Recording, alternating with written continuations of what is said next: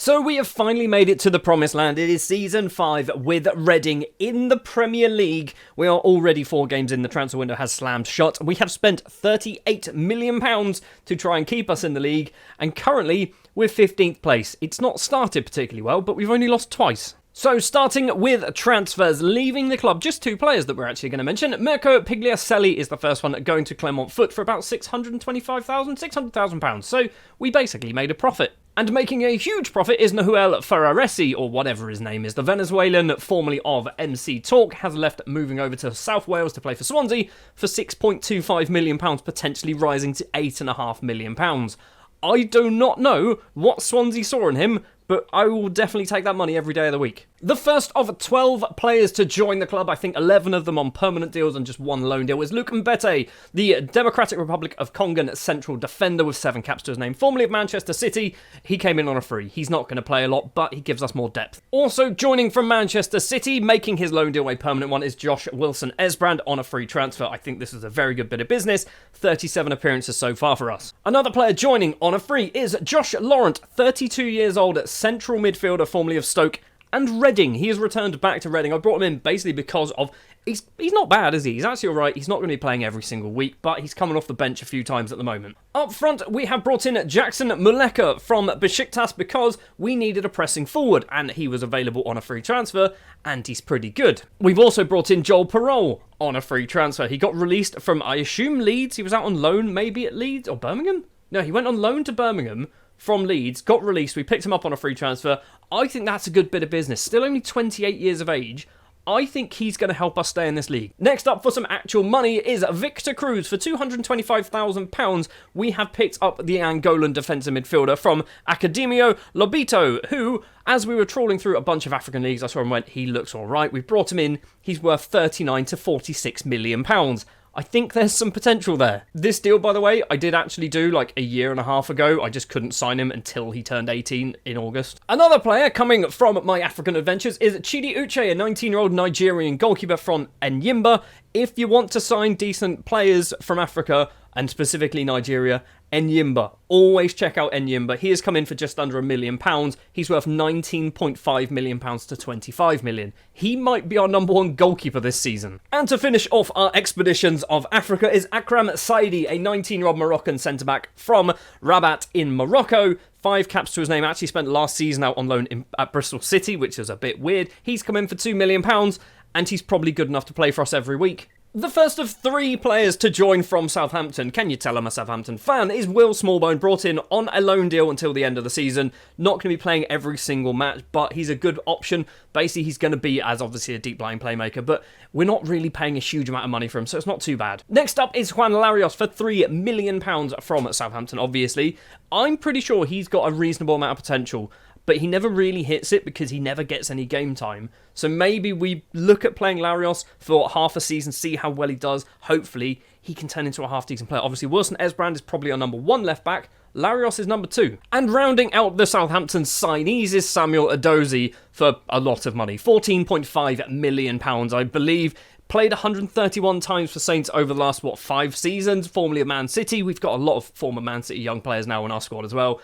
He's just good, isn't he? He's going to be our number 1 left winger because basically, I think with our options that we've got on that side, we don't really have a huge amount of experience. And weirdly, at 24, Edozie does have that experience now. And on the right-hand side, for £17.5 million, is Harry Wilson. We have basically strengthened our wingers. That was kind of where I was thinking we could improve. Defensively, I think we were pretty good. Central midfield, I think we were pretty good.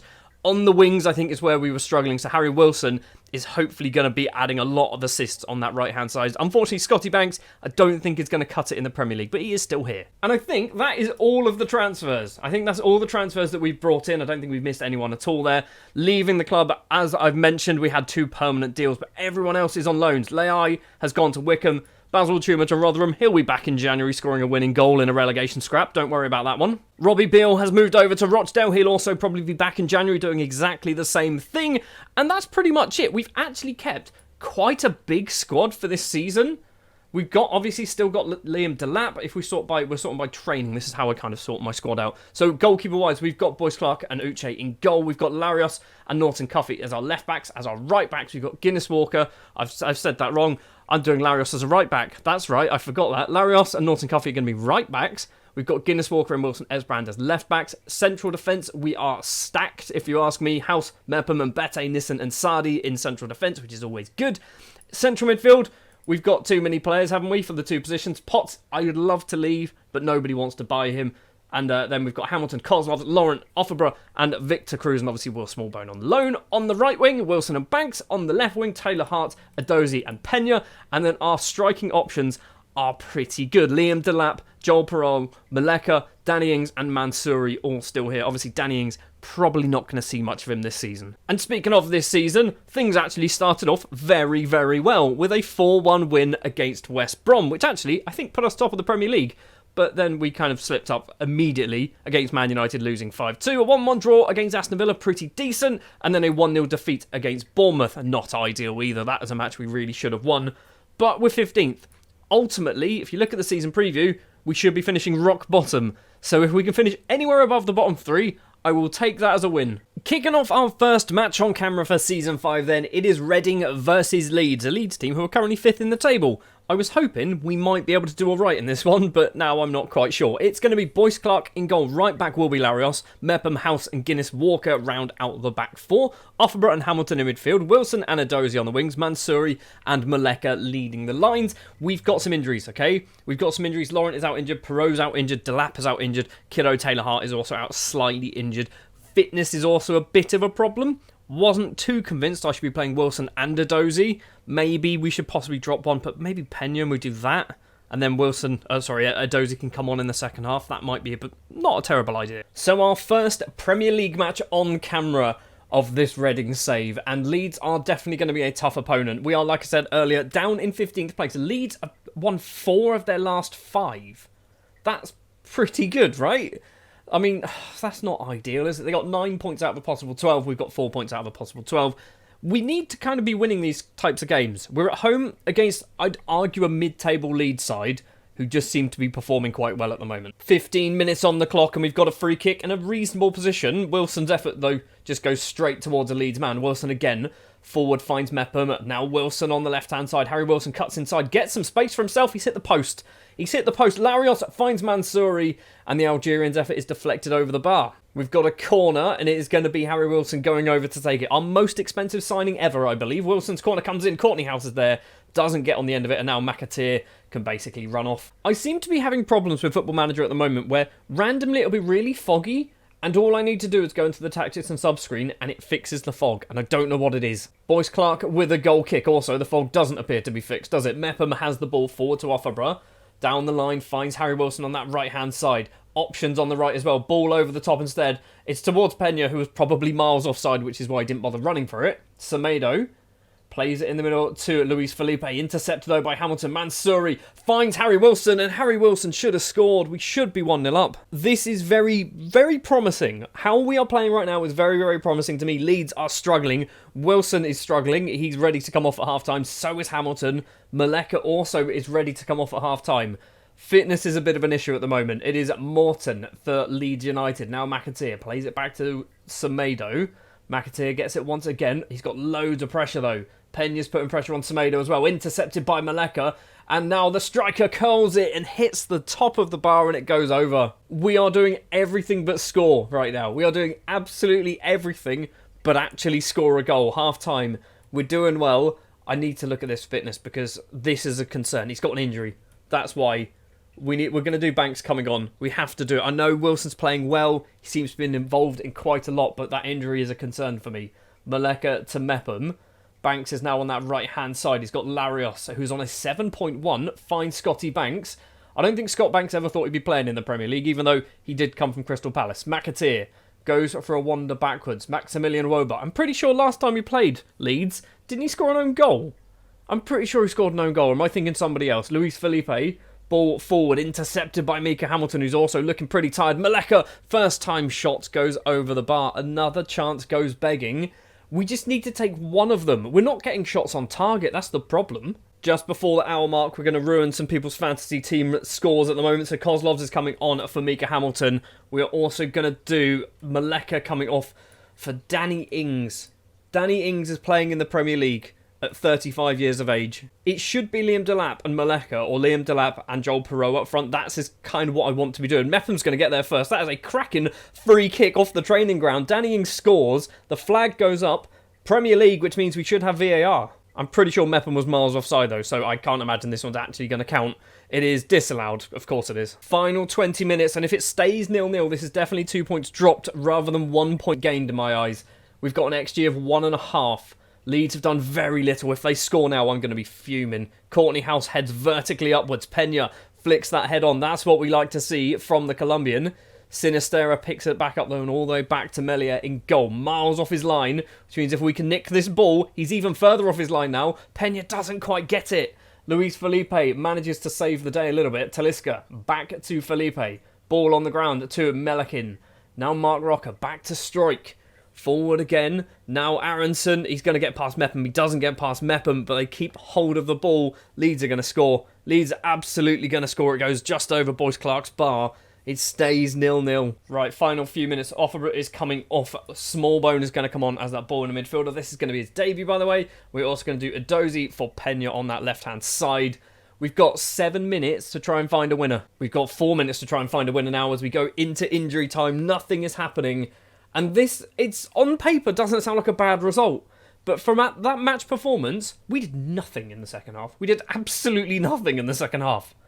I have never seen that at all. Okay, we've done nothing in the second half. So first half was really good and we should have scored. Second half, we just didn't bother doing anything. We just defended.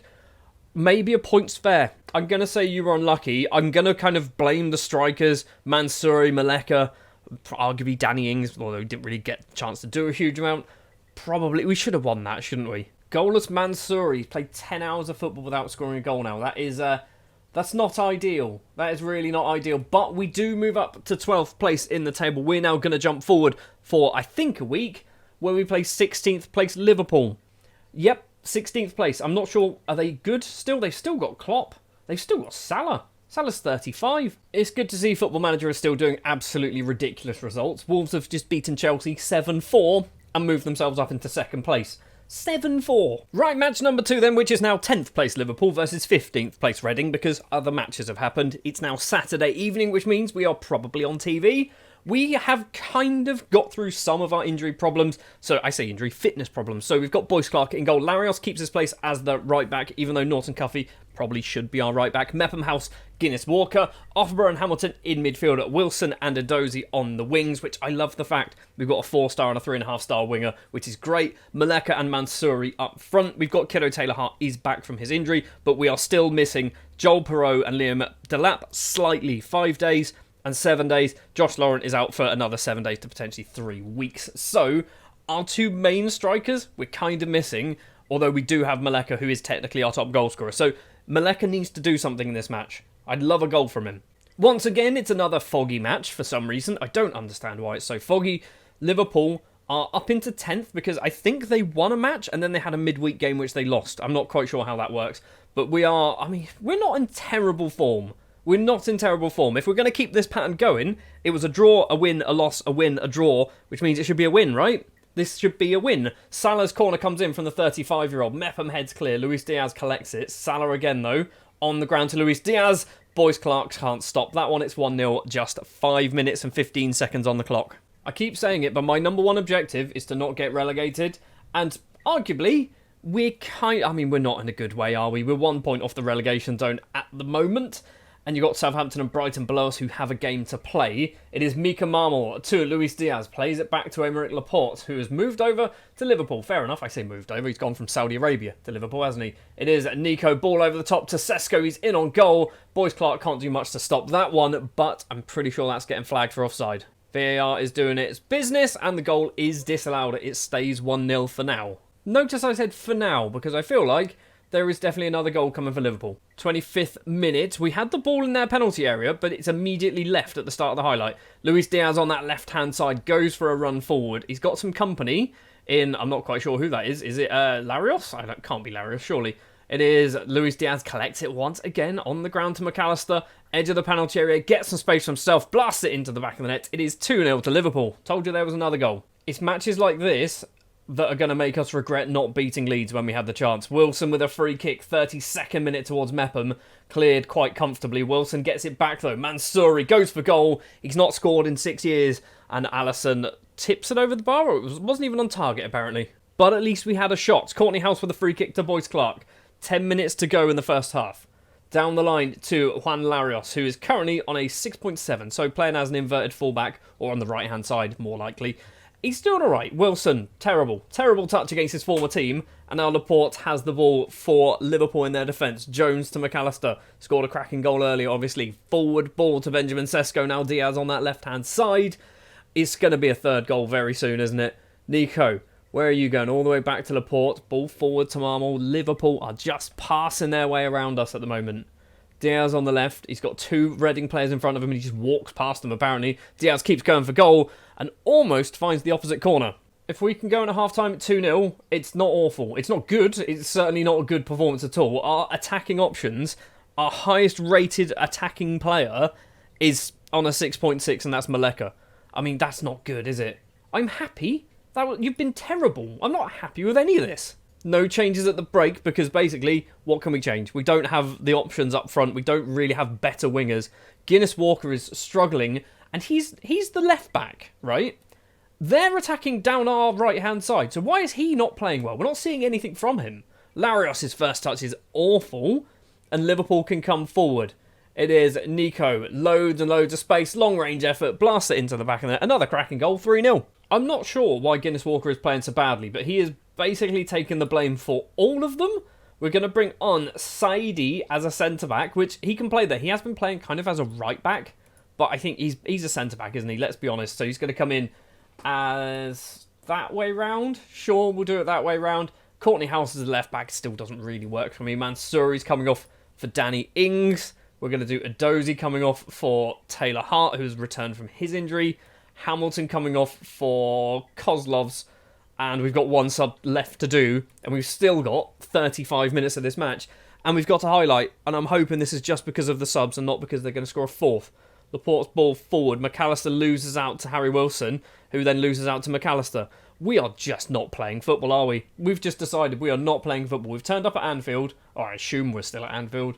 And we've gone, nah, Liverpool are a little bit too good for us. We're not going to bother. The highlight has carried on, by the way, as well. Jones to Salah. In the middle to Victor Gomez. It's Victor G, but it's Victor Gomez. Jones goes for goal. It is saved. I believe it is saved by Boyce Clark. All the subs have now taken place just in time for this Liverpool corner. Salah steps up to take it. Cross comes in. Cleared by Mepham. Danny Ings flicks his head on slightly further. Concedes a throw, but gets rid of the danger. Victor Gomez again to Jones. Plays it back to Kanate. Where are you going to go? I mean, they've got one player in their half, and he's barely in there, and that's Laporte. And now they've got one player who's only their goalkeeper. Nico, back to Laporte on the centre circle. Where are you going to go? Plays it all the way back to Alisson, who is nowhere near his goal, and why would he be? We've not had the ball, I don't think, for ages. We've weirdly had a lot of possession. We've had 52% of the possession, but we've just done absolutely nothing. That momentum graph is frightening. Laporte's just hit it onto the bar. We need to get this ball clear. We do. We found Harry Wilson. Is a counter-attack on? Maybe. Danny Ings is not going to have the legs to get on the end of that one, is he? This is like the opposite of the Leeds game, where the Leeds game, we were the one who had all the chances and just did not score. This time, we've just had no chances and not scored. They've had a few, not even many good ones, to be honest. And they've managed to get 3 goals so far. Almost 4. Corner's going to come in then from the right-hand side. It is Morata. Doesn't get on the end of it. Saidi can clear that ball upfield. We've got, I assume that's Danny Ings, isn't it? Number 28 chasing it down. He's not going to get anywhere near it. Final 10 minutes. Is there a consolation goal? Are we going to do anything? Are we going to have a shot? A shot on target would be lovely because we've not managed to do that all match so far. Taylor Hart's cross comes in. It is a header upwards by Maleka, and we have had a shot on target. It's taken 80 minutes. The cross comes in. It's towards Taylor Hart at the back. He's not going to get there. Courtney House tries to keep it alive as well. We've had 3 shots on target. What's just happened there? We had 6 shots through on target, and we saw one of them, arguably. Victor Gomez goes for a run, off a run. Great slide tackle on a 7.1, playing very well for us. Maleka runs off to that left-hand side. Taylor Hart's down the line and does use the former Arsenal man in the middle for Danny Ings. And Danny Ings should have scored as well. The cross comes in. Becker can hold on. It's going to be 3-0, maybe even more. There's still time. Literally, the last 10 minutes of the match, we've woken up. Our XG is exactly the same as theirs, or was exactly the same as theirs until they had another couple of shots. What is this? What is that? We've decided, it took 80 minutes, and then we went, hold on, if we don't score goals, guys, we're not going to win this match. And then we just had loads and loads of shots, 9 shots, or 7 shots technically, in the last 10 minutes of the match. And we got an XG of 1.54, and still didn't score a goal. Oh, that's not good. 5 matches in a row without winning. I mean, technically, there are 2 wins there, but they are in the cup, aren't they? We've won 1 league game, and that was the start of the season. We've not had an easy run. Man United, obviously pretty good. Villa, pretty good. Leeds are definitely good up there. Yeah, Man United are 3rd. Villa are 13th. Okay, Leeds are 8th. Liverpool are 7th. So we've had some tough games. We've beaten West Brom, who are one of the few teams below us. We've drawn with Leeds and Villa. We've lost with Liverpool, Man United, and Bournemouth, who are a mid-table side. So it's not all doom and gloom. Once we get Danny Ings back, not Danny Ings, what am I on about? Once we get Liam Delap back, we should be scoring goals for fun, and then we should be propelling ourselves up the league. We need to be beating the Norwiches, the Newcastles. Newcastle are still owned by Saudi Arabia as an entire country, and they are 19th place in the table. I feel like Emery is not going to be lasting too much longer at this rate. But we need to be beating the Norwiches, the Newcastles, the West Broms, the Southamptons, the Brightons, the Palaces, the Villas, maybe not the Chelseas, although Chelsea might be rubbish in this anyway. That's going to do it for this episode. Next episode, we are going to jump a fair distance into the future, and hopefully, actually, we've got Newcastle and Norwich in a row, so I'm hoping that is 6 points easily there. Forest as well, a 5th. What's happened to Forest? Okay, let's ignore that. So that's going to maybe get 6 points, and then we're going to lose all of those because they're all very good, and we're going to come back for a match, the Southampton game. We're going to do the Southampton game in December on Boxing Day, and we'll do something the other side of the January transfer window as well. But that's going to do it for this one. Thank you very much for watching, and I'll see you in episode 2. It is Boxing Day in the year 2027, and we, with our Reading side, are currently sat 11th place in the Premier League. It looks a lot better than it actually is. When we win games, we win them 4-3, and that's not a joke. We've beaten Palace 4-3, we beat Brentford 4-3, we beat Wolves 4-3. 4-3 wins in a row, and if we don't score a goal, we are definitely not getting any points, which makes obvious sense. But a 0-0 draw against Palace, a 3-0 defeat against Arsenal, a 3-0 defeat against Wolves. Obviously, last episode was a 3-0 defeat against Liverpool. We lost against West Ham, and we've done all right. We haven't done great. We honestly have not done great. I was hoping to beat Palace. That would have been a nice 3 points to get there, but a draw, I guess we'll have to take. If you take a look at the league table, like I said, we are 11th place, 6 wins, and 3 of them have been 4-3s. One of them was a 4-1 as well. We don't win away from home at all. We've won 6 games, all of them are at home, which means in today's episode, we're kicking off away from home against Southampton in St Mary's. They're down in 17th place, so hopefully we should be good enough to pick up 3 points there. And if we don't, we are going to probably drop down the table, I think. The starting lineup then for the Southampton game will be Boyce Clark in goal, Norton, Cuffy, Mepham, Sardi and Guinness Walker in defence, with Kozlovs and Hamilton in midfield. Wilson and Edozie on the wings, Maleka and Delap up front. Edozie returning to his former team. We've got on the subs bench as well, former Southampton player Juan Larios, who maybe we do that as well. Let's give Larios a start as well, why not? So in today's episode, not only are we going to be playing Southampton obviously on camera, we are going to have the January transfer window. There might be a match against Bournemouth as well in the middle of the January transfer window, and we'll probably play a game afterwards as well, which I initially had penciled in as West Ham, and now I've just seen their 3rd. We might not be playing West Ham. Sirkin with a free kick for Southampton. Now this is going to get confusing to me because I often play as Southampton. It is Calvin Bassey on the left-hand side. Mepham steals the ball away all the way back to Boyce Clark in goal. On the right is Mepham once again. In the middle, we want to go forward to Kozlovs. We do find the Latvian and Englishman. Hamilton's first touch is pretty horrendous. And now Southampton can also pass straight to our Algerian centre-back. Edozie collects it. Cuts inside. Go for a ball across to the right-hand side. Invites Norton Cuffy forward and does manage to find him as well. Plenty of purple shirts in the box. Get the cross away. It's towards Liam Delap. And Liam Delap heads in against his dad's former team. It's a very loose collection, but I'm pretty sure Delap was born in Winchester. So when Rory, his dad, was playing for Southampton, that's when he would have been born. So this might feel like a kind of a good goal for him because it's against a team that his dad played for when he was born. He might not care less at all, to be honest. We are 17 minutes in. Bassey with the ball, Sirkin now for Southampton. If we can win away from home to kick off this episode, This is going to be magical. We can also just balls it up completely. Edozie gets the ball back from Delap, and Edozie doubles our lead against the former team of his. 2-0, 18 minutes on the clock. What is happening? Now, I was expecting to start this episode with a draw. That was kind of my thoughts. I think maybe we might get a draw out of this. Right now, we are looking absolutely dominant against Southampton. Delap plays it back to Mep, on right-hand side is Norton Cuffy if he wants to go to, and does so.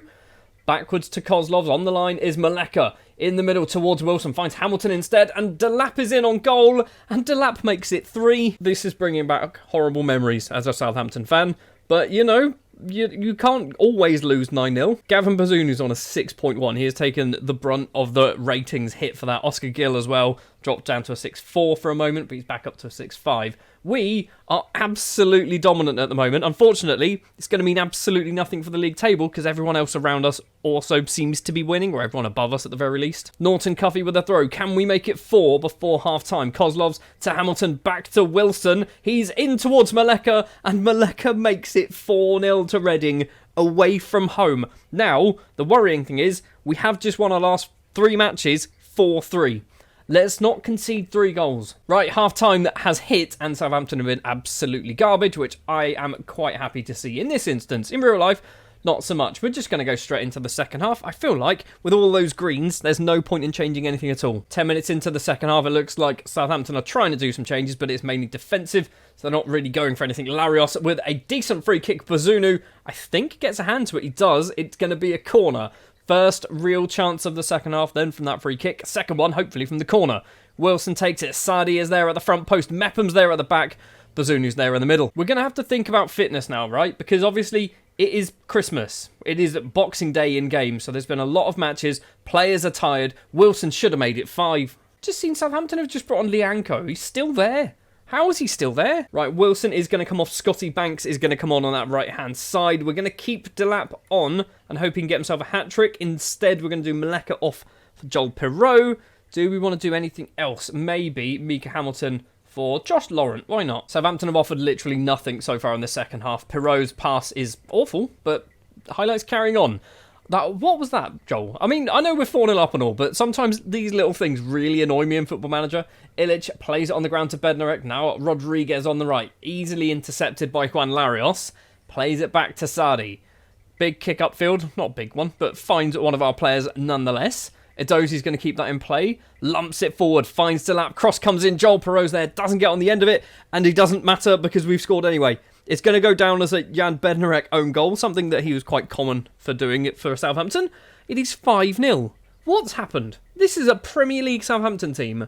We are barely a Championship quality Reading side, and we are 5-0 up. I do want to be getting that Liam Delap hat-trick, but I feel like it is not likely to come. We're going to do our final 2 changes. Kiddo Taylor-Hart is going to come on for Edozie, and I guess it's Kozlov's coming off for Offerborough.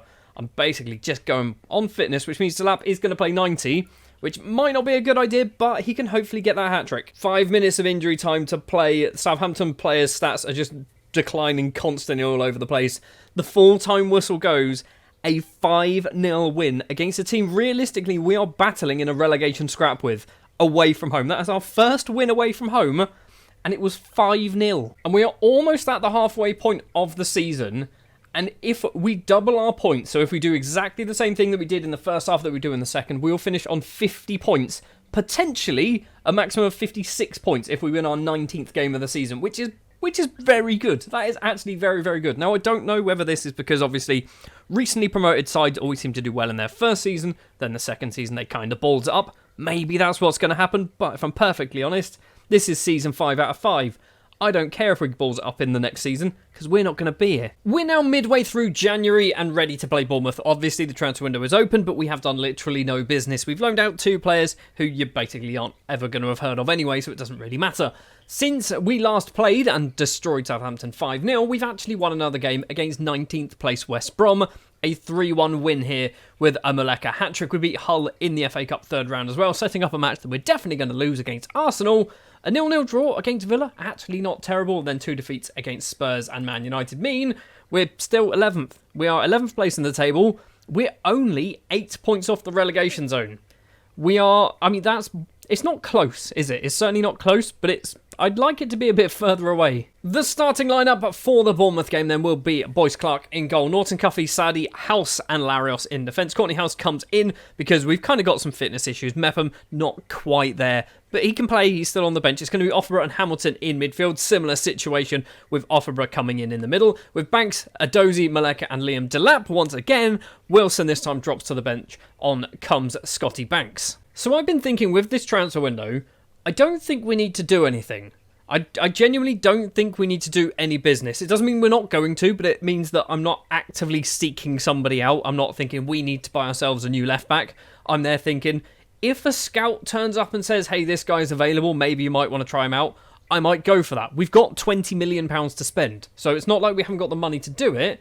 I just don't really know what we can do or where we can strengthen. It is Carles Perez, plays it back to Aarons for Bournemouth, goes for goal, hits the post. David Brooks is going to keep this one alive. It is cleared by Sardi. That is good. I mean, it was a bit worrying, wasn't it? Bit worrying, first of all, if we get the ball clear. I think realistically, I'm looking for that magic 40 points. That's kind of my target. I know it's not the most exciting thing. People want to be winning the league, qualifying for Europe, winning cups and stuff like that. But my objective for Season 5 with this Reading team is just not get relegated. And so far, we're on track. I say that as David Brooks puts Bournemouth 1-0 up. And as opposed to the Southampton game, we have done literally nothing so far. No shots after 23 minutes.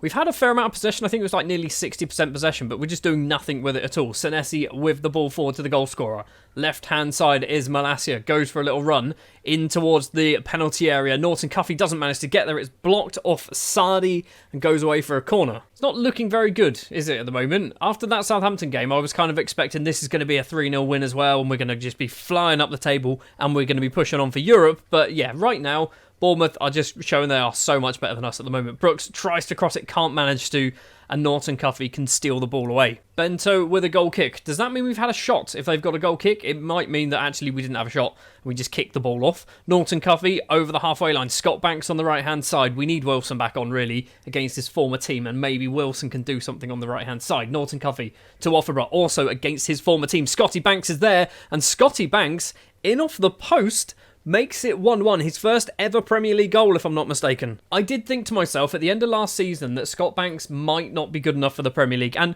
I'm not saying that I'm wrong, but I'm saying that I think I was kind of on the money when we needed to strengthen those positions, but having Banks as an option to come off the sub-bench is actually really helpful.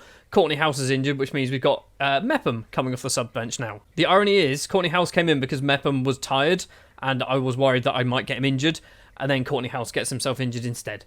It is Mepham, the former Bournemouth man. We've got, I think, 4 former Bournemouth players in our squad, because Danny Ings technically is a former Bournemouth player as well. Maybe even 5. I feel like there's a 5th one lurking about, but I'm not sure who it could possibly be.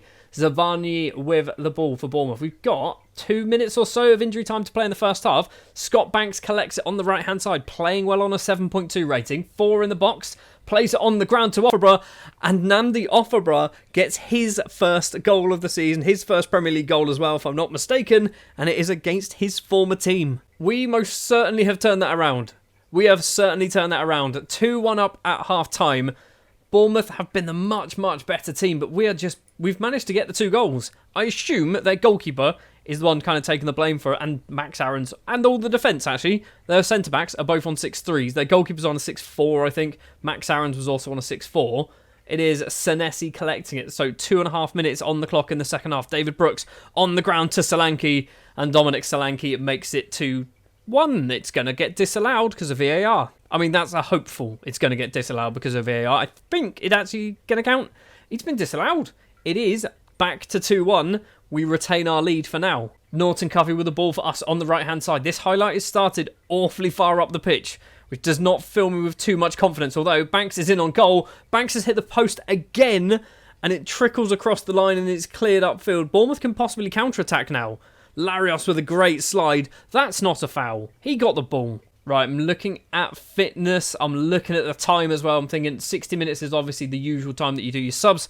So let's go and do a couple of changes. Delap is coming off for Perot. We're going to swap you 2 over. We're also going to do Wilson coming on the left-hand side. And we're going to do Victor Cruz. It's a risk. It's definitely a risk coming on as that... Is he a ball winner? He's got 15 tackling. He's definitely a ball winner midfielder. He's going to come on as well as a defensive midfielder. So we'll swap Offerborough over to the left-hand side to be the DLP. We've got one more sub to do, which I'm thinking is going to be Kozlov's to come on for Offerborough, kind of maybe in the next 10 or so minutes. 73rd minute, and we've got the ball through Perot in a very good position. Right-hand side is where we need to pass it, mate.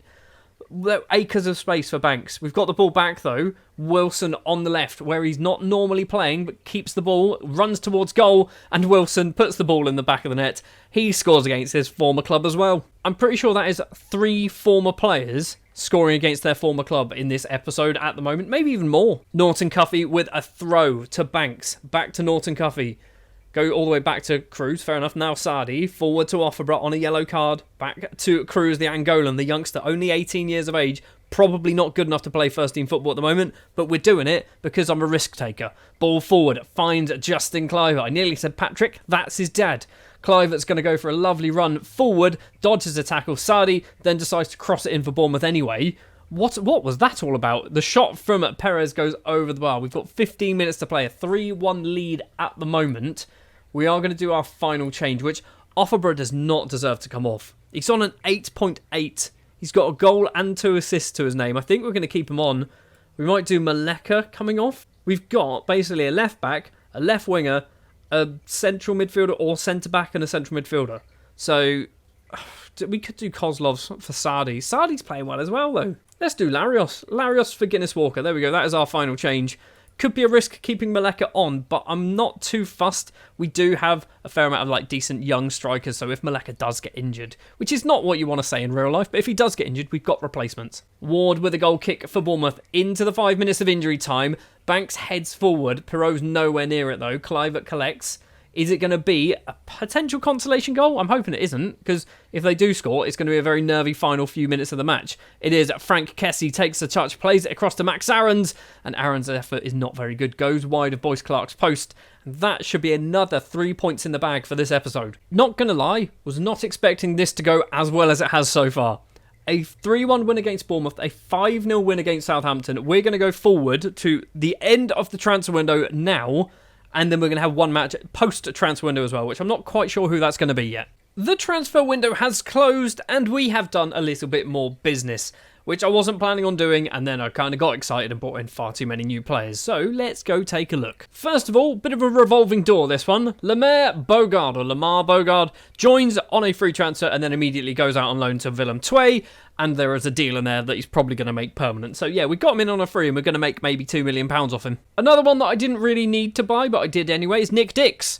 Yep. Mainly because of his name. Also, I think he might get good, but I'm not convinced he's going to be amazing. For 250,000, 260, I don't think it's too much of a big deal. Moving up in price, we have Ronnie Edwards, formerly of Peterborough and Plymouth, apparently on loan, and Aston Villa is where we went to. We brought him in on a permanent deal, more because of basically depth. We kind of only have a few decent central defenders.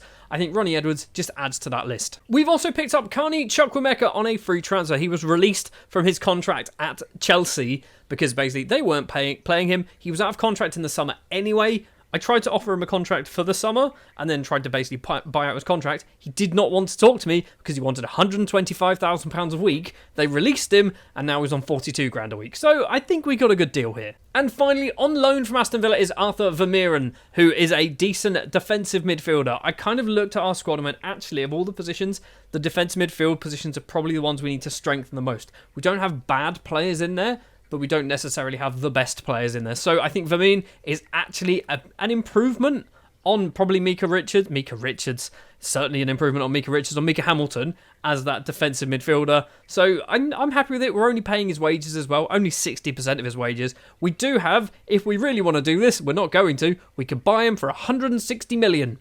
It's not happening.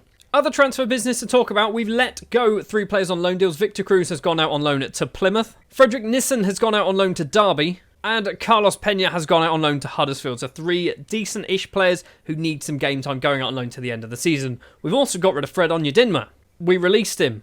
I just got fed up. Nobody was bidding for him. Wrexham put in a bid for him and he went, I don't want to join Wrexham. So I went, okay, how about, do you want your contract terminated and then you don't have to worry about money? And he went, sure. So we've given him like £1.3 million to terminate his contract, but it's better than just letting him rot annoying me by being sat on my subs bench or in my reserves and just not playing ever for me. Results-wise as well, we've actually done really well. We've managed to beat Arsenal in the FA Cup somehow. I assume they must have played a fairly rotated side. We lost against Leeds, a team who are 18th place. We then beat Liverpool somehow, with Jackson Maleka scoring a goal in the 50th minute of the first half. And then we lose against West Ham. Scott Banks scoring in this one. Scott Banks, by the way, almost joined Swansea, who were in a relegation scrap in the Championship, and they made a permanent deal to sign him for £26 million if they stayed up. I don't know where a Championship side are getting that kind of money from, and I went, you know what, I kind of want to see it happen. But he rejected it, so he's still here. And that is you all caught up from the January transfer window. We're now going to jump forward a few more days. We're going to play 13th place Newcastle, who I think still have all of the Saudi money. They're just not doing very well. So the starting lineup for the Newcastle game then will be Boyce Clark in goal, Norton Cuffy, Mepham, Sadi and Larios in defence, with Vermeeren and Hamilton as the central midfielders, with Wilson and Adozie on the wings, Maleka and Mansouri leading the lines. Mansouri has been away, I assume, at the African Cup of Nations, and he's not been very good.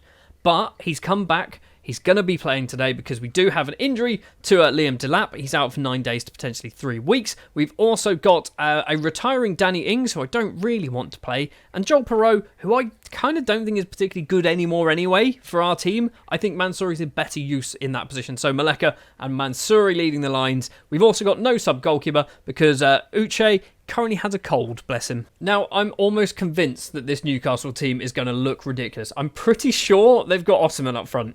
If I'm not mistaken, it's going to be Osimhen leading the line. It is. They've also got Zaccagni in there. Gomaris is still there. Tonali is still there as well. Tino Livermento's still there. So they're a good team. I mean, I'm not sure what I was expecting, but they're a very good team.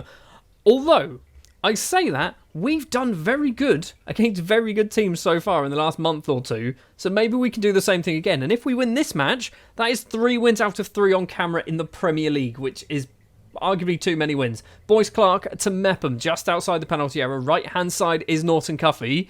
Who would have thought Norton Cuffy is going to be playing in the Premier League at a mid-table side as well? Cuts inside, plays it back to Vermeeren. Now loads of space for Mika Hamilton. I thought he was going to try and pull the trigger. Instead goes to Adozie. Now Mansouri gets tripped, and that has to be a penalty. Anybody? VAR? No? Vermeeren to Hamilton.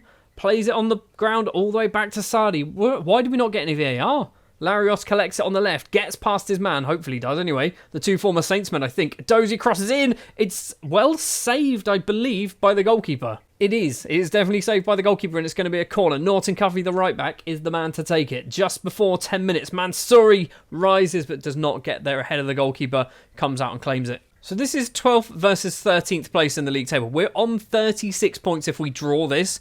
If we win, we'll go on to 38 points, which is 2 points off the magic 40 that I really want to hit. That is my one target. Hit 40 points, don't get relegated. Final 5 minutes of the first half, and we've got ourselves a throw in a good position. Wilson collects. Norton Cuffy to Vermeeren, back to Harry Wilson, across to Adozie, and Samuel Adozie gets goal number 7 of the season. We take the lead against Newcastle, and once again, we are winning a Premier League match on camera in this episode. What's happening? And at halftime, it stays 1-0. It's not been the most exciting game of football, to be honest. By the amount of shots, I think it was like 6 shots in total. And yeah, we've obviously had 3. I think they've had 3 as well. Mansouri not playing well. Wilson is injured. We're taking you off. Scott Banks is coming on. Newcastle have also done a sub, and they brought in a man called Scharenberg, by the looks of it, up front or on the left-hand side.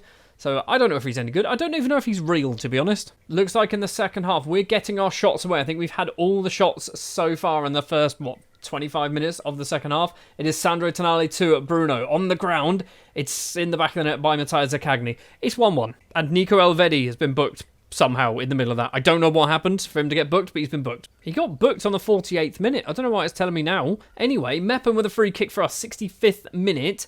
Vermeeren, ball forward to Scott Banks. Not the best. Banks so far, apparently he was at fault for the goal, and then he's just given that ball away as well. It is Scharenberg. Norton Cuffy gets there first. That's not a penalty. That can't be a penalty if the Larios one wasn't one in the first half. We're getting VAR, and I'm hoping VAR is on our side and Scharenberg's a clown. Nope. It is a penalty.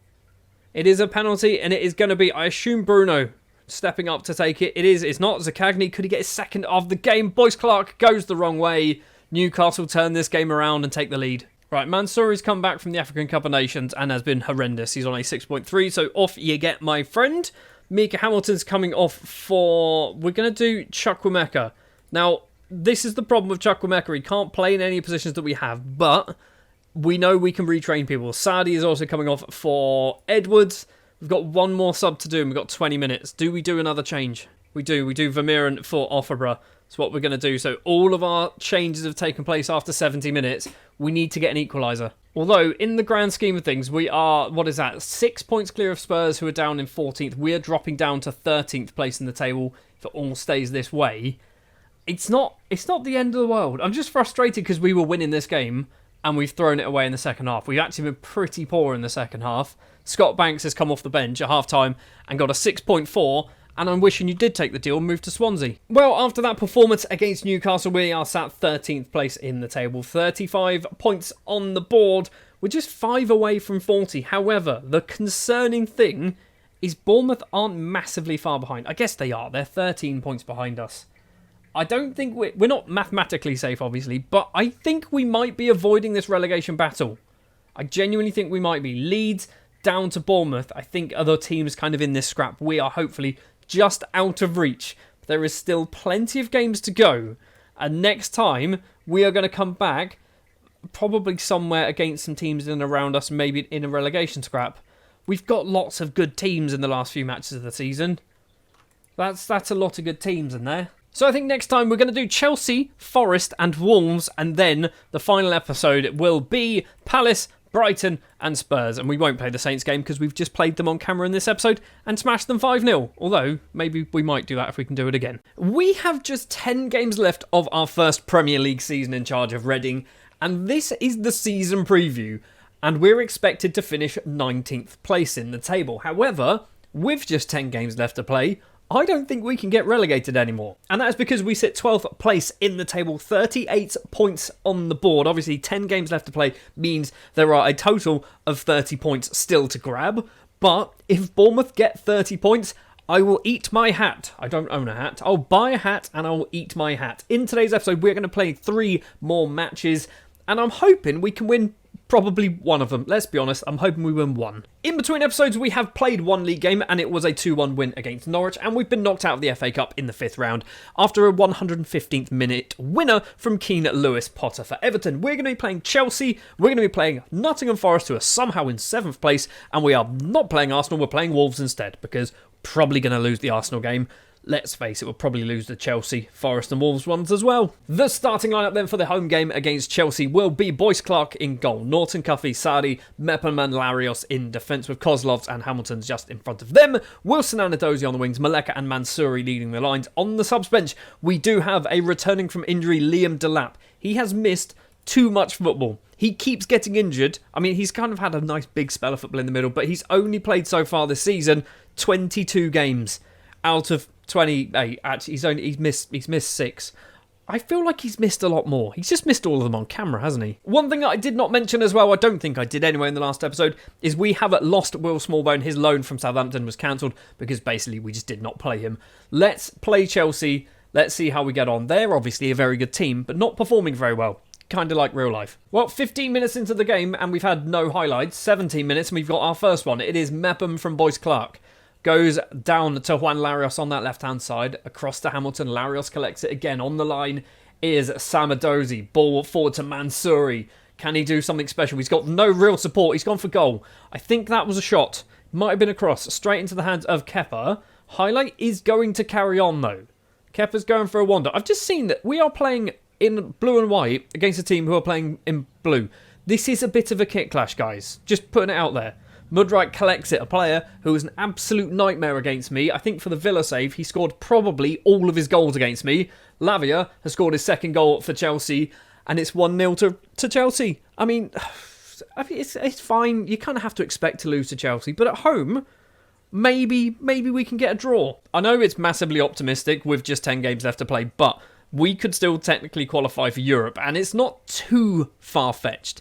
We are, I think it's like 7 points away from a European spot. Losing this match here might be kind of one of the final nails in the coffin. We've got the ball through a dozy. Obviously, the shot, I think, from Sterling hit the post. The way this match is going so far and the highlights are going, this is a Chelsea win, isn't it? It's going to be a Chelsea win. Kozlov's heads clear. Lukaku collects it, though. Where are you going to go? In the middle to Sterling. Sterling must be getting on a bit, surely. Lavia's effort goes wide of Boyce Clark's post. Still 1-0 to Chelsea. We've offered very, very little so far. I'm going to try and claim the We Are Tired card because we did play our cup match against Everton like 3 days ago and it went to extra time. So that might be why we are struggling fitness-wise. We're looking not great compared to when you look at Chelsea's, particularly in their defence. They're looking actually quite healthy, aren't they? We're not. Half-time, 1-0 to Chelsea. Very little going on. We have had some shots. We're this other blue line, by the way. The two different blue lines is kind of stupid, isn't it? Straight into the second half, I am really, really considering bringing on Liam Delap in the second half. Although we're now 2-0 down, so maybe I won't bother.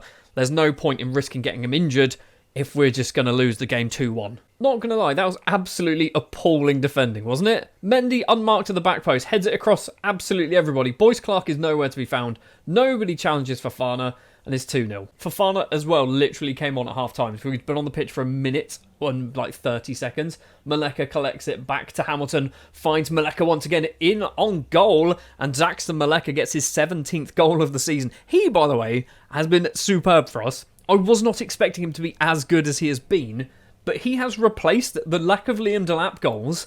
Maleka's just turned up and gone, don't worry guys, I will score them. And so far he is doing just that. We are going to do a change. Do we do Delap? We can't do Delap. We're going to do Perot coming on. Swap you two round. Put Perot as the pressing forward. Maleka can move to the more advanced one. Wilson's coming off as well for Scott Banks. Wilson on a 6-5. I think he was blamed for the Fofana goal. I think that's why he's on a 6-5. Well, the fact that we've scored a goal in the second half is kind of optimistic and promising, but the fact that we've done nothing since kind of makes it seem like it might have been against the run of play. Fofana's effort is blocked. Sterling collects the ball, though, keeps it alive for Chelsea, back to Reece James, and the highlight randomly ends. There wasn't really a highlight there, guys. Kozlov's on a 6.4. What are you doing or not doing? I think you're coming off, buddy. We're going to do Vermeeren coming on, which is fine. That's kind of why I brought you, to be that sort of defensive midfielder, the ball winner, that's what it is. Larios coming off as well, or Norton Cuffy. We're going to do Norton Cuffy. Ronnie Edwards as a right back. That way's probably a bit more sensible, isn't it? In case you didn't realise, I put Sardi over to the right back because he can kind of play there. Mendy with a throw for Chelsea. Sardi needs to do something from right back. Hopefully get this ball clear. Mudryk back to Ferland Mendy. On the ground, find Mudryk once again. Edge of the penalty area. Tries to get some space for himself and does so. Boyce Clark with a spectacular save from that Mudryk effort. It is going to be a corner. Reece James has gone over to take it. I assume that's Reece James. Corner comes in. Fofana's there. This is not Datro. That is the other Fofana. And it is Boyce Clark easily holding on to that one. Wesley is what his name is. It is Wesley Fofana. Scott Banks has just taken an absolute clattering. Adozi's looking shattered as well. Larios is struggling. Do we do something risky? Oh, that's an injury as well. A groin injury for Banks. I know, luckily for us, he's our backup. We've got one sub left. Do we do it? It's a stupid idea. It's a stupid idea, but we've done it. For 5 minutes, we're bringing Liam Delap on. If he gets injured, I'm going to hate myself. If he scores the equaliser, it's the best decision we've ever done. And if nothing happens, which is looking likely, it's fine. As long as he doesn't get injured, it's fine. It's a defeat. It's a 2-1 defeat. We were not very good. Chelsea arguably should have won by way more than 2 goals. We got lucky. We were not very good, but we got lucky. Scott Banks is out for 5 to 6 days, so not even a bad injury either, was it? And that result means that we are now sat 13th place in the table. Still 38 points on the board. If we do some maths, we can still obviously get relegated because Bournemouth can, as we mentioned earlier, get 30 points and put them onto 52. But realistically, there is, how many points is that? That is 16 points between us and 18th place in the table. I don't think they're going to get 16 points in their last 10 games. Right then, match number 2, Nottingham Forest at the City Ground. And we do have Liam Delap returning to the starting 11. It's going to be Boyce Clark in goal. Norton Cuffy, Mepham, Mbete and Larios. Mbete making his first start for Reading. He's come off the bench 4 times. I'm going to give him a chance because basically, when I ask the assistant to pick the team, which is what I normally do, and then I do some tweaks, they always put Kozlovs as a central defender, which is fine because he can play there, but that's not his best position. His best position is actually central midfield, but they for some reason stick him in centre-back. So Mbete is going to be playing there today. Vermeeren and Hamilton in midfield. Wilson, Adozi on the wings. Delap and Maleka up front. Do we do them that way round? That's the way round I want to play them. I want Delap as the advanced forward, and I want Maleka as the pressing forward, so that's what we're going to go with. Is it a risk playing Mbete? Probably. Is it a risk playing Liam Delap?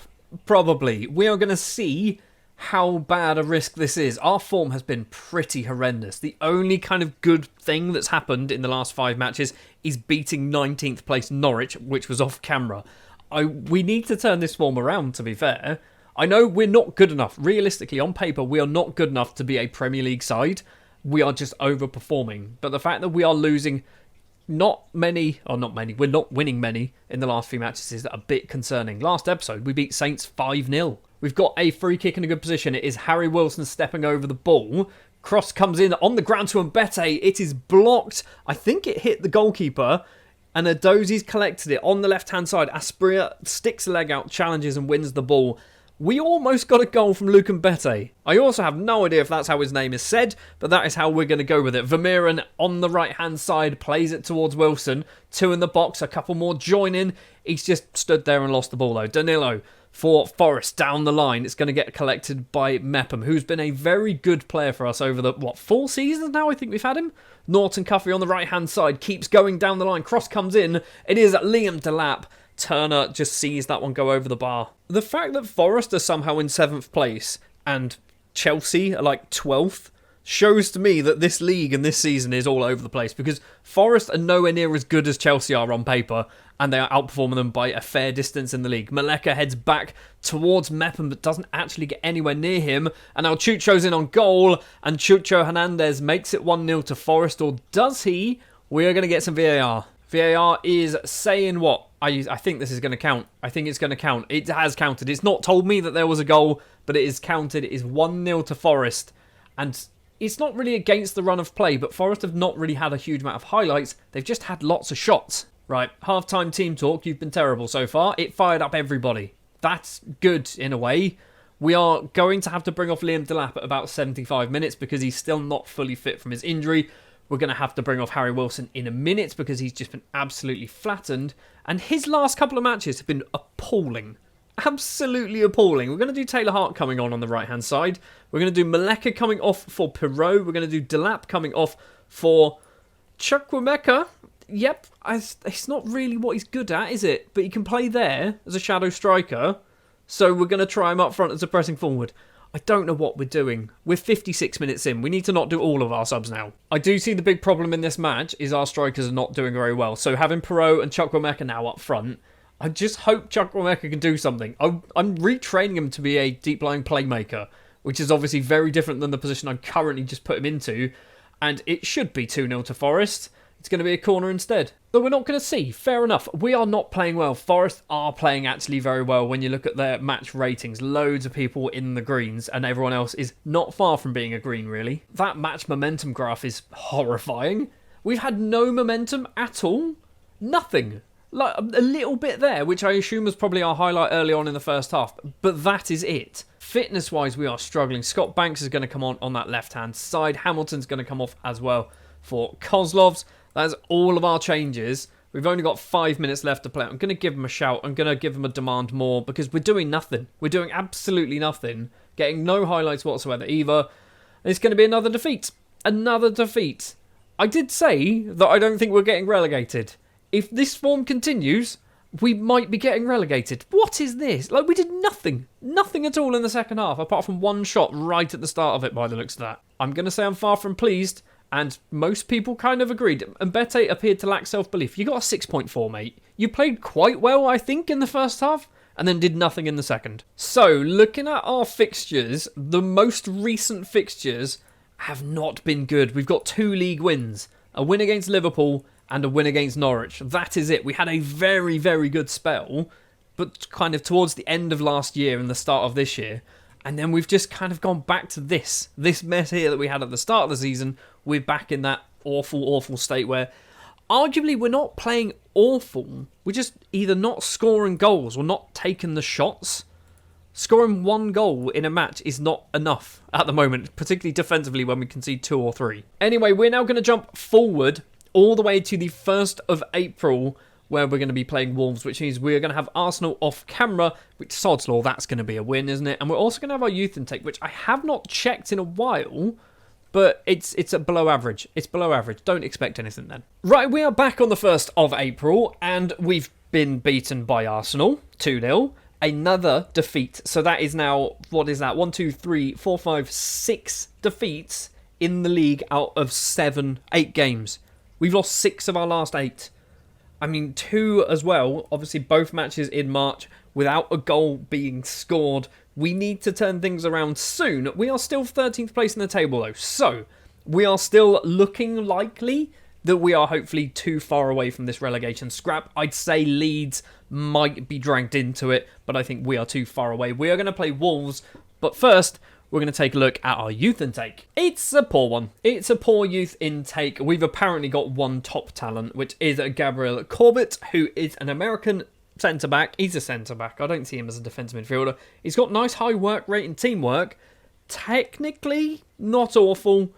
I'm not expecting the world from this guy. We've also got a player who has a brilliant name, Ilhan Genius, who is a German central midfielder. He's not very good, is he? He's not going to be very good, but his name is Ilhan Genius, and he's part English. Amazing. I think we're going to mix it up with a match against Wolves. So a slight change in formation. It is the 4-2-3-1 gegenpress. We've been training this, so the team know it exists. We just never play it. And it is going to be Boyce Clark in goal, Norton, Cuffy, Metham, Sadi and Guinness Walker in defence. Guinness Walker comes in because Larios has broken his back, which is amazing. Vermeeren and Hamilton in midfield. Wilson, Chukwuemeka and Adozie as our attacking midfielders. Liam Delap leading the line. I feel sorry for Maleka because he's got 17 goals for us this season, but Delap is just a better player. This worries me. Al Ittihad want Liam Delap. It's going to cost you £75 million. I don't think they're going to pay it, but if they do, I think that's probably too good to turn down. My team talk to the team there was, let's put this poor form behind us and win a game. Nobody cared apart from Liam Delap. So maybe Liam Delap is the one to actually do this, score a couple of goals, win us the game. As you saw as well, Wolves' form has not been amazing either. 3 defeats and 2 draws in their last 5. We have got 4 defeats and a win in our last 5. Wan-Bissaka with a throw for Wolves after just 15 minutes. Gets the ball back on the ground to Diallo. Now Doyle. Rafael Luis tries to get some space for himself and does so. It clips the top of the net, goes over Boyce Clark's bar. One chance goes Wolves' way, but not very good. Second one also might be going their way as well. Neto's corner comes in. Once again, Rafael Luis at this time goes over the bar again. Half an hour now played for us, and we've done nothing. We've had 0 shots. We've had a fair amount of possession, but clearly it is doing absolutely nothing for us. This change in formation might not have been a good idea. We might need to go back to the 4-2-4. Corner for Wolves comes in. Norton Cuffy heads vertically upwards. Neto with some space. Guinness Walker with a slide. Doesn't get it far enough away. And it has hit the underside of the bar. Now Delap can find Adozie. Is a counter-attack on. All of our players decide to stop running. Every single one of them got halfway across the halfway line and went, you know what? I'm done. I ain't running any more than that. Boyce Clark with a free kick. Sadi, left-hand side is going to be Guinness Walker. Adozie's there as well. It was a terrible pass, terrible control. Absolutely everything about that was terrible. It's all the way back then with Pickford in the Wolves goal. Rafael Luis, who seems to be pulling the strings for Wolves at the moment. Aït-Nouri on that left-hand side. Ball forward to Neto. Now Cunha in the middle. Doyle on the right. Amad Diallo with acres of space cuts inside. Wolves are looking good, or are we looking bad? I'm not quite sure. Boyce Clark makes a save. Was well off his line. Probably should have just been on his line and didn't need to concede a corner. It's Doyle. Is that Tommy or Callum? Not quite sure. It's one of them. Cross comes in. Brozier heads over the bar. And at half-time, it's 0-0, and we've been just garbage. Just absolutely garbage. Thrash Arms, I'm far from pleased. I don't know why my assistant manager, Michaela Ligertwood, is basically there saying, don't worry, guys, you're doing all right. We've had 1 shot with a 0.02 XG. Do you know what that is? That's a corner, isn't it? That's a corner. That's not a shot. That's a corner. Straight into the second half, we've done no changes. It looks like Selleck has come on for Wolves for Aït-Nouri, which I don't know whether that means a change in formation. Here is Selleck, ball in the middle, intercepted by Adozie. Where are you going to go? Vermeeren, ball forward to Chukwuemeka, not seen anything of him. On Wilson, now goes for goal. Terrible effort from the former Bournemouth man. Hits it wide of the post. I say former Bournemouth man because that's the team that I know him playing for, but obviously he's played for a few others as well, like Liverpool. We have been absolutely garbage, haven't we? We are just before the 60-minute mark. We're going to do a change, which is going to be changing up to the 4-2-4 formation. We're going to bring on Maleka as the pressing forward for Chukwuemeka. Even though he's playing all right, I think the problem is we don't have the two strikers up front is what we kind of need. Scott Banks is going to come on for Harry Wilson, which, by the way, his average rating is absolutely garbage. He's only doing all right because he scored against Norwich. And everything else, he's just been rubbish. So Harry Wilson is coming off. Do we do anything else? Dozy's playing bad as well. Do we do Kiddo? I think we do Kiddo. And I think that is it for the moment. We've got Joel Perreault sat on the subs bench who might be coming on for Liam Delap, who can obviously play 90 minutes now. Guinness Walker with a throw. Has the change in formation changed our fortunes? It's all the way back to Sardi. Now Hamilton in the middle. Finds Norton Cuffley on that right-hand side. Long-range effort from the right back. It's gone wide. It's concerning when that's your best chance. When a right back goes for a 25-yard screamer and just gets it nowhere near the goal whatsoever. Kilman's effort is blocked by Sardi. Cleared upfield. Liam Delap collects it. Are we going to see something? Delap gets past his man on the ground. Finds Kiddo Taylor-Hart in the middle. Plays it back to Liam Delap. Liam Delap scores a goal. His 10th of the season. We take the lead against Wolves completely against the run of play for literally the entire match. That's also his 50th goal for Reading as well, which is pretty impressive considering we bought him last season. He scored 50 goals in just under 2 years. Right, now the question is, are we good enough to hang on, or are we just going to immediately concede and throw this on away? Maleka to Scott Banks on the right-hand side. Maleka's carried on his run. Is he going to get the ball? He should get the ball. Should have got the ball ages ago. Instead, we've just lumped it upfield to Kiddo Taylor-Hart, and Taylor-Hart has made it 2. What has happened? We've changed formation, and then all of a sudden, we've gone, guys, we remember how to play this one. Let's just score some goals, do what we normally do. And all of a sudden, in the space of 10 minutes after we change formation, we've scored twice. Is it going to be 3? Guinness Walker with a throw in a good position. Hopefully he can get it into the penalty area. He doesn't go, goes for Hamilton instead. Gets it back on the ground to Kiddo. Some space for Kiddo. And super sub Kiddo Taylor-Hart makes it 3-0. What has happened? What has gone? Did we just need to play the wrong formation for half a match and then go, right, play the one you know, score the goals, have some fun, win a match? Have we got any subs left to do? I feel like we've got like 1 or 2, so we will have a look to see what we can do in the last couple of minutes of the game. Looking at fitness now, so Hamilton is going to come off for Kozlovs. Ronnie Edwards is going to come on as well for Sadi. No, we'll do that, and then we'll do Sadi playing as that right back, because apparently he's a 3-star wing back in right back. I don't think he's good enough to play there, but there we are.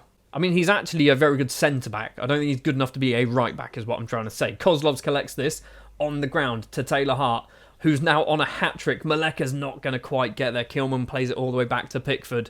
We've got 5 minutes plus injury time left to play. And this last, 20 minutes worth of performance has just been game-changing. Quite literally game-changing. Rafael Luis goes for a run forward. Guedes to Cunha.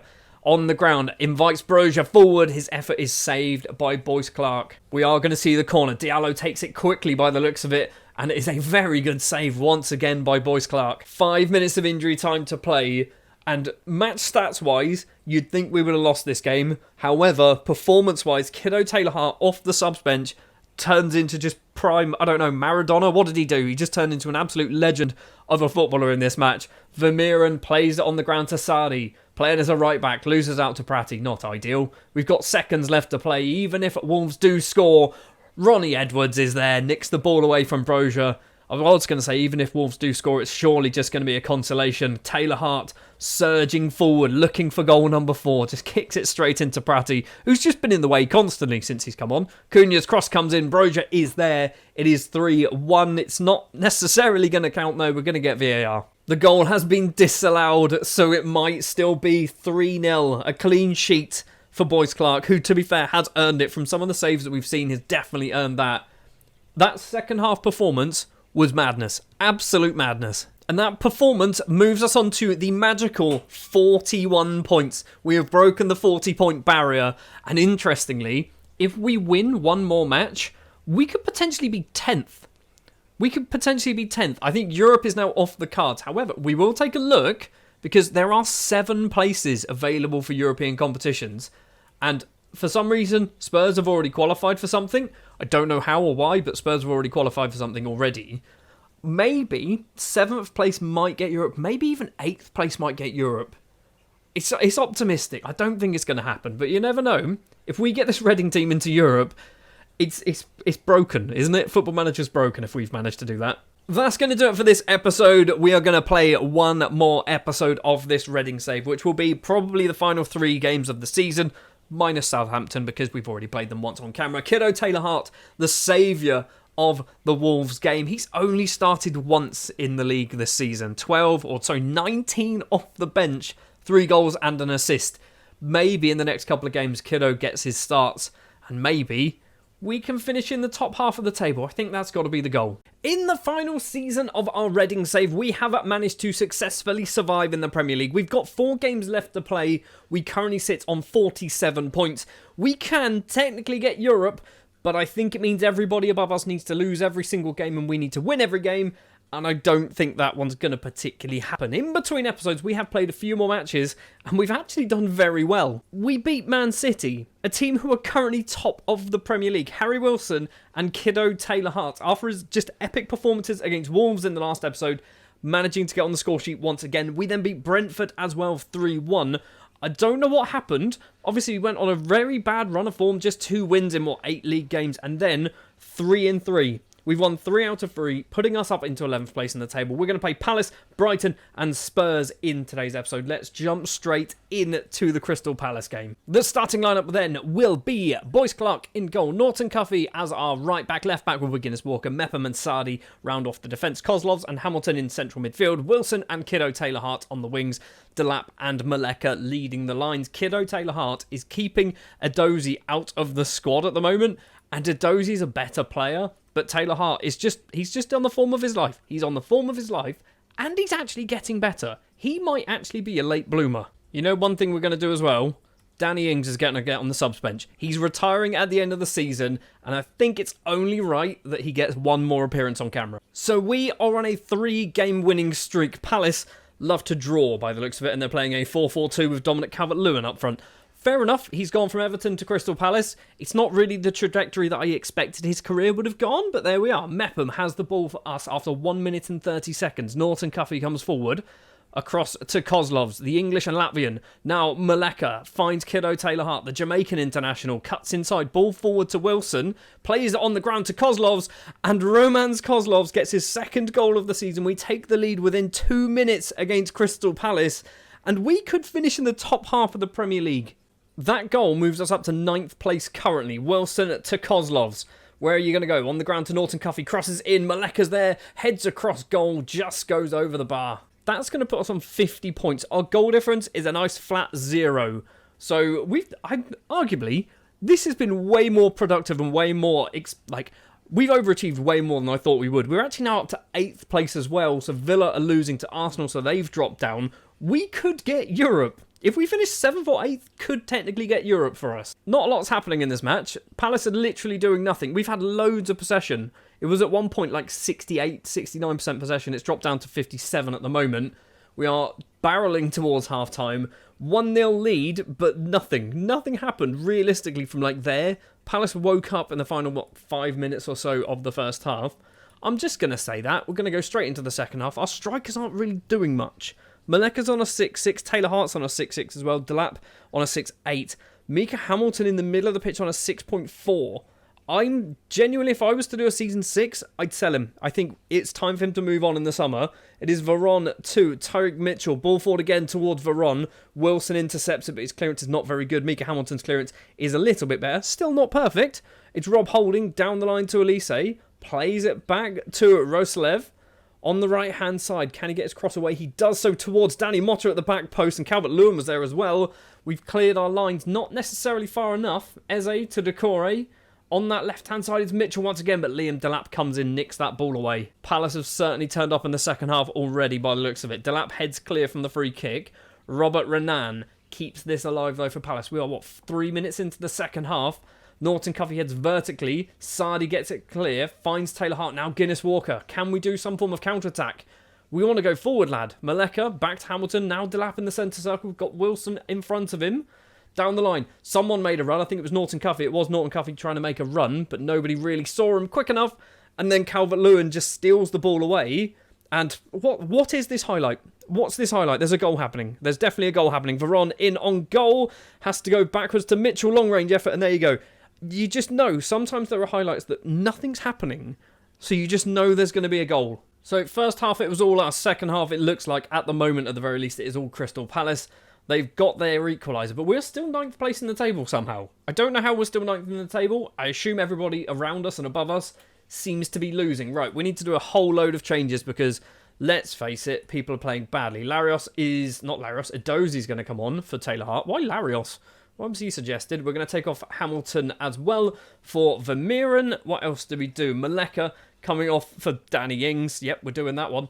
And Sadi is struggling for Ronnie Edwards. So 4 subs after 67 minutes. We need to find ourselves this goal. First highlight since the changes, and we've got the ball in, I would say, a good position. It's kind of a good position. Kozlov's back to Mepham. Norton Cuffey on the right. In the middle finds Liam Delap. Plays it back to Ronnie Edwards. Ball forward again. Vermeeren lumps it upfield towards Edozie on the left-hand side. His control isn't very good, and in fact, I don't think he controlled it at all, did he? Edozie does win the ball back, though. 74 minutes on the clock. Edwards to Kozlovs to Vermeeren. We're trying to pass our way through, which is fine. I'm okay with that. Kozlovs finds Delap. Ball forward to Wilson. Danny Ings is in the box. If he can find him, he doesn't look for him. Instead, he goes for goal. The greedy little bugger. That could have been Danny Ings' swan song right there. A winning goal against Palace could have been Danny Ings' swan song, and we'd never see him again. Instead, we've now got Palace coming forward, and Palace take the lead. Mads Roslev makes it 2-1. Kind of out of the blue. I'm blaming Harry Wilson. If we lose this game, I'm blaming Harry Wilson. It's definitely not his fault, but I'm blaming Harry Wilson. Final 5 minutes, and we've been rubbish. Harry Wilson's dropped down to a 6.5, so he's clearly taken the blame for something as well. We're going to do Perot coming on the right-hand side, apparently. That's what they recommend. We've got no right wingers, that's the problem. Right, we're not going to do that. Instead, we're going to do Larios. No, we're not. We're going to do Chukwuemeka. You can play on the right-hand side, surely. Surely you're competent enough to play as a right winger slightly. 7 minutes of injury time, and it starts with a free kick for Palace in a very good position. It is Bailey. I assume that's Leon Bailey? I don't know. It's a man called Bailey anyway, stepping up to take it. Long range effort. It's over the bar. I think it dinked the top of the bar, goes over. Still 2-1 to Palace. Are we going to get ourselves another chance to maybe get ourselves an equaliser? It does not, or maybe it does look like it's going to happen. We've got a minute to play. Kozlovs, the first goal scorer. Edozie is there, and Edozie's put the ball in. We've got VAR. In the 97th minute, have we nicked a point? It means nothing really in the grand scheme of things, does it? But we have potentially stolen a point. 96.5 minutes on the clock. We make it 2-2 against Palace. It puts us up to 9th place in the table. The substitution's actually kind of making the difference in the end. Edozie with the goal. It's a point. Should have been 3. Especially when you consider Crystal Palace were 18th place before that match. That 1 point that they've picked up has moved them into 17th place and out of the relegation zone. We are now up to 9th in the table. We are now going to go forward. And who are we going to play? It is Brighton next up. We've then got Southampton, who are down in 16th, which we're not going to do on camera. And I'm going to finish things off with Spurs, who are in 13th. Brighton are 3rd. Match number 2 then up against 3rd place Brighton, and we've got some changes going on. It's going to be Boyce Clark sticking in goal. Nick Dix will be making his debut because he's Nick Dix, and we kind of want to play some youngsters, I think. Mepham, Kozlovs and House will be our other defenders. Kozlovs dropped back into central defence because Sadi has been pretty poor the last few matches. Kozlovs obviously scored a goal in the last game from midfield, but we want to play Vermeeren in midfield alongside Hamilton. Wilson and Edozie on the wings, Delap and Mansouri leading the lines. You might be wondering, where's Maleka? He's injured, so is Guinness Walker. Maleka's out for potentially up to 3 weeks. Guinness Walker also out for just potentially 3 to 8 days. So Guinness Walker should be back sooner rather than later. No Danny Ings on the bench for this one. I don't think we kind of realistically want to be risking playing Danny Ings because I genuinely think we've got a chance here. I don't know why. I've just auto-numbered Nick Dix and he's been given number 59. If he was given number 69, you would have thought that was a joke. It's number 59, okay? So Brighton off the back of a draw in their last match, but they do have 3 wins in their last 5. We obviously have 3 wins in our last 5 as well. So we're actually in very similar form, which is weird to say because they're up in 3rd place and potentially, I say potentially, they're most likely getting Champions League football. And in fact, if they win here, I imagine they will get Champions League football.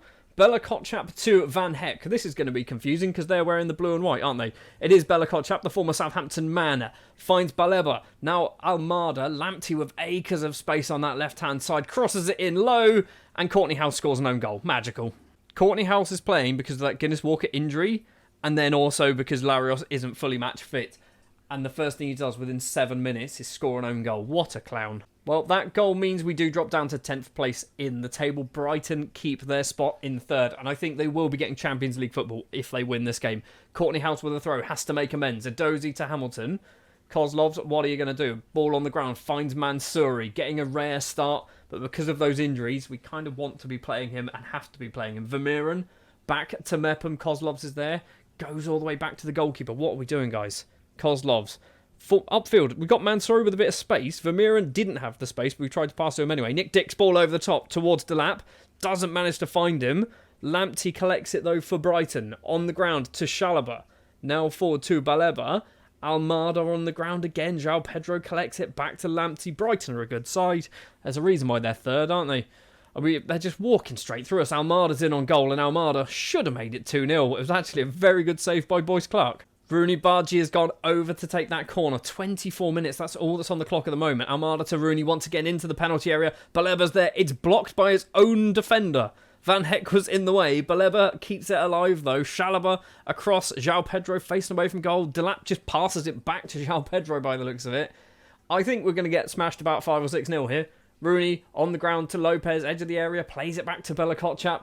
Now Walker-Peters. Why have they just got a whole bunch of former Saints players? What's going on? That's what we do. We've got loads of former Saints players, just not the good ones, apparently. Well, we've weathered a bit of a storm there. I say weathered. It's still going, isn't it? Maybe that was the eye of the storm.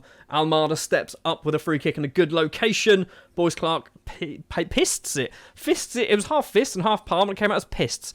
He palms off for a corner. Rooney steps up to take the corner. 10 minutes left of the first half. Almada on the ground to Bella Kotchap. Awful. Good. That's what we like to see. We are seeing the goal kick, though. So, let's not give this straight to a Brighton player.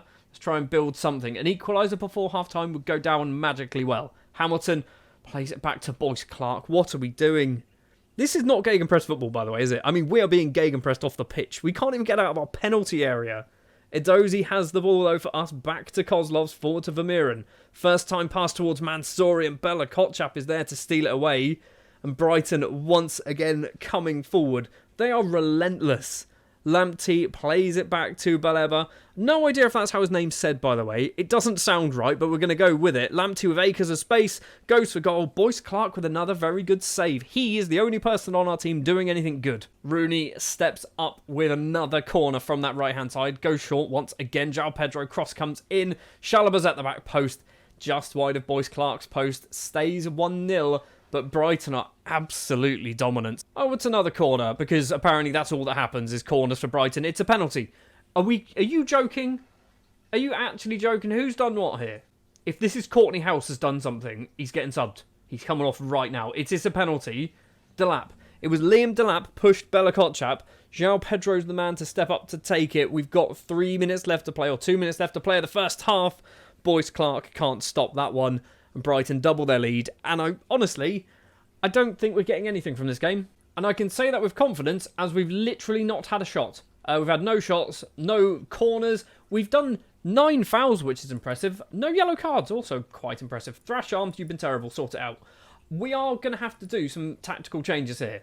Nick Dix is actually he's not doing great, is he? He's on a 6-3, sorry. Norton Cuffy is going to come on as our left back, because Courtney House isn't a left-back, apparently. Even though we can kind of play there. Wilson's playing badly, but of all the people on the pitch, I feel like he's playing badly more out of he's not getting the opportunities.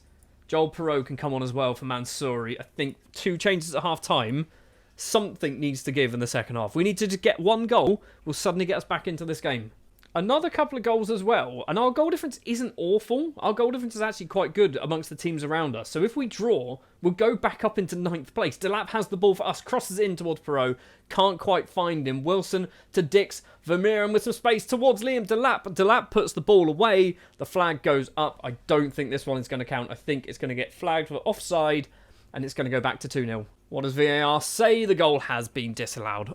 Annoying. Definitely annoying. I mean, he was definitely offside, so it's kind of the right thing to do, but still. Right, Nick Dix has now dropped down to a 6.1. I feel like the meme needs to come off. He's not even a good meme, is he? His name's just Nick Dix. Sardi can come on as a right back. I mean, he can do it. He definitely can do it, but playing a centre-back as a full-back, we know from the first half, didn't work. But we are going to do that change. We're going to do Wilson as well coming off for Kiddo. It's going to have to be Kiddo, isn't it? I was contemplating as well swapping Taylor Hart and Adozie around, but I think actually playing Kiddo on the right might be something new, something fresh for him, and he might do a decent job.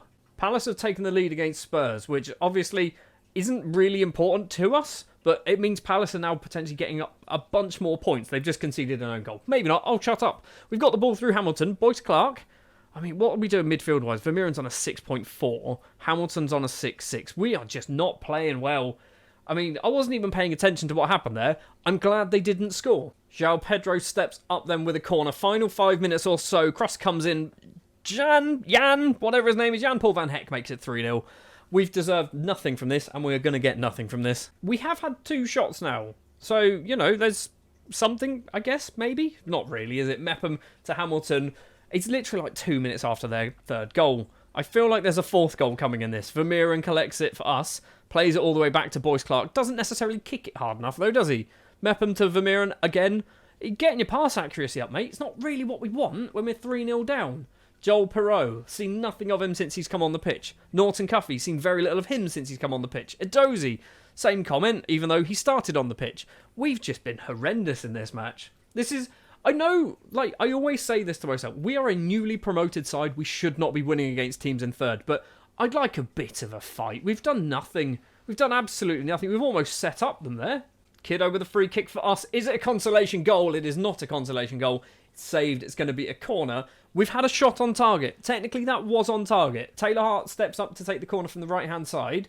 What are we going to do? We've got number 57, which is Sardi at the front post. It's towards Mepham instead at the back. And now Matoma can lay on the floor. Fair enough, he's got injured.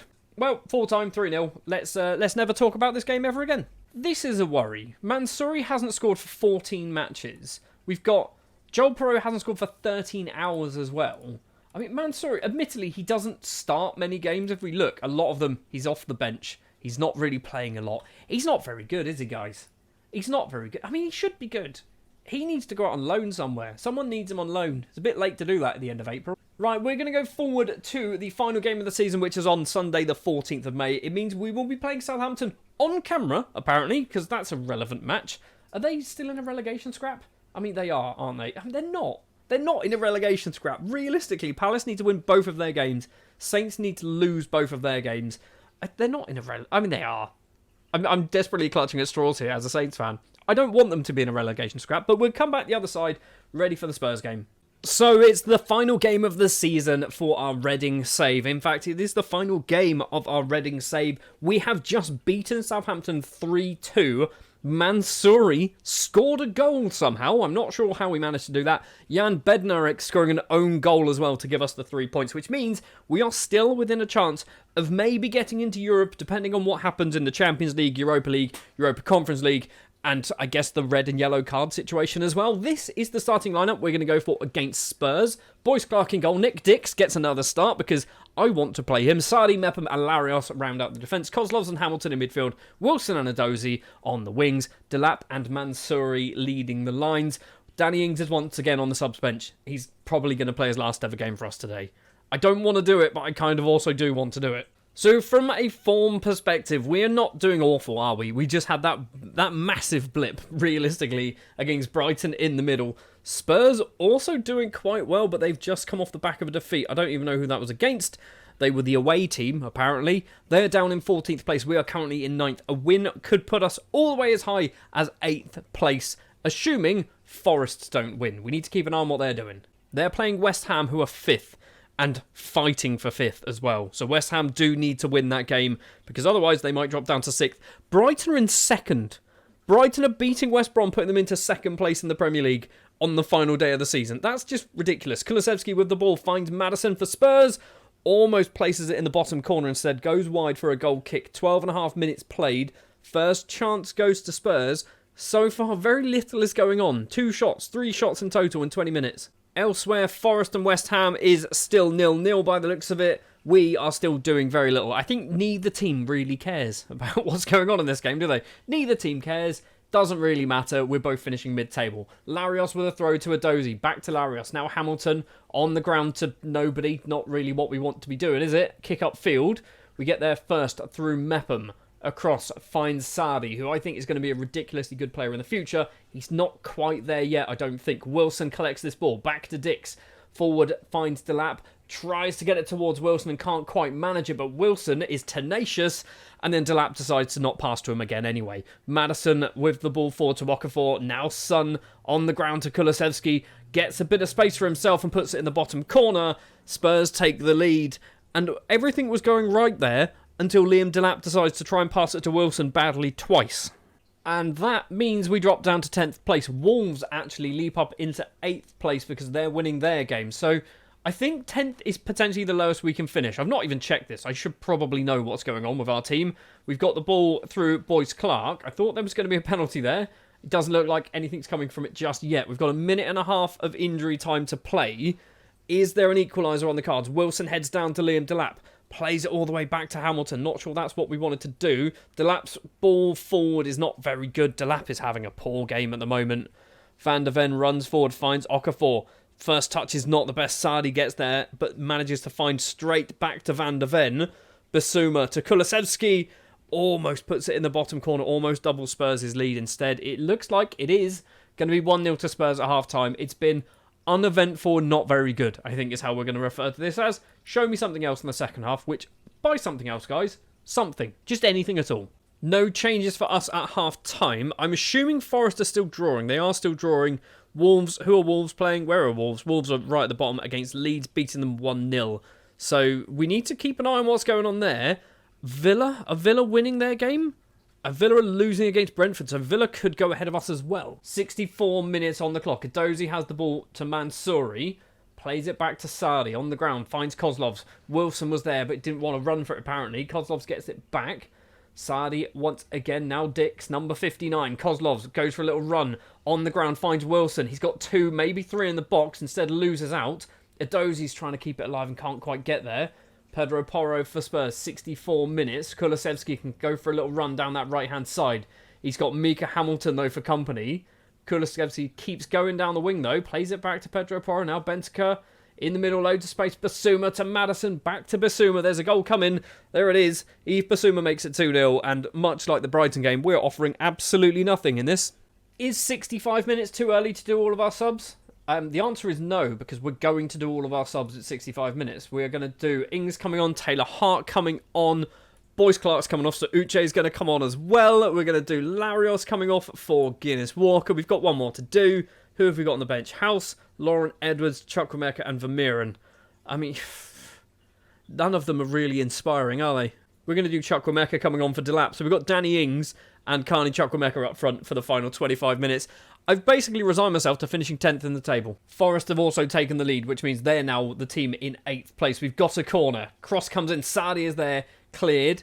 Dix keeps it alive. Guinness Walker on the ground to Danny Ings on his final game in professional football. Has just scored a goal in front of the home fans as well. It's 2-1. I mean, this wasn't what I was expecting from Danny Ings. I wasn't expecting him to come on, score a goal and get us back into this game. This was more of just like a, let's give him a run out for 20 minutes. Final 5 minutes of the match, we are still down in 10th place. I think Wolves and Forest are both winning their games. So 10th place is where we're going to finish, which is top half. Might I add, that is a top half finish in the Premier League. And there has been 98 minutes played. The full-time whistle goes. It's a defeat at home on the final day. But Danny Ings signs the season and his career off with one final Premier League goal. 10th place isn't bad. It's just kind of disappointing the way that we got there with 2 just very bad performances on camera at the end of the season. But the big thing, because we finished 10th, we've picked up £21 million, which is a lot of money considering we've only got 30 million.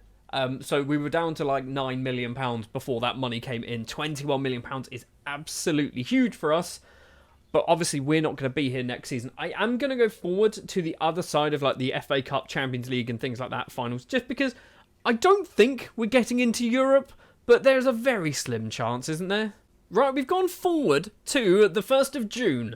And I think everything's kind of all been sorted. I think all the games have been played.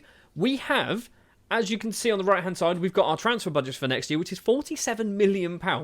I don't know what's happened in any of the other competitions. So, this is the way that I'm going to get to the Champions League. I don't think it is Man City in the final. I think they've been knocked out. It is Barcelona beating PSG. So, we are Monaco beating West Ham. So, West Ham don't get a European spot. So, okay, right. Anyway, what I was trying to get at there is we weren't going to get in a European spot anyway, even if we finished 8th. So, it's all fine. It doesn't matter. One thing that has happened in between click and continue a few times is our stadium, it's 24,197 all-seater. We are planning to upgrade it to nearly 28,000. It's going to cost £8 million. We don't even own the thing. I feel like I should have just asked to buy the stadium first. Can I do that whilst doing the...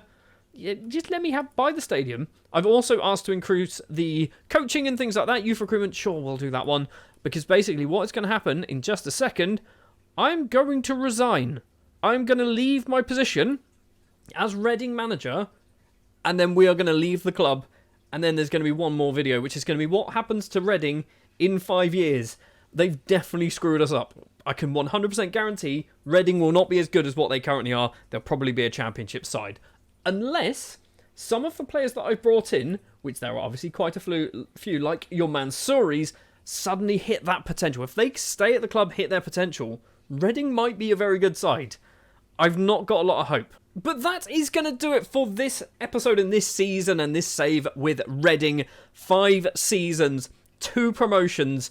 We we could have won the league as well in the Championship. We won League One even with that -4 points deduction. We basically turned Liam Delap into an absolute superstar of a footballer with 51 league goals in 76 appearances, which includes 10 in the Premier League as well. All in all, it's been pretty successful. We are going to have one more episode, which is going to be 5 years in the future. Watch out on the channel for that one. But thank you very much for watching, and I'll see you in whatever I do next.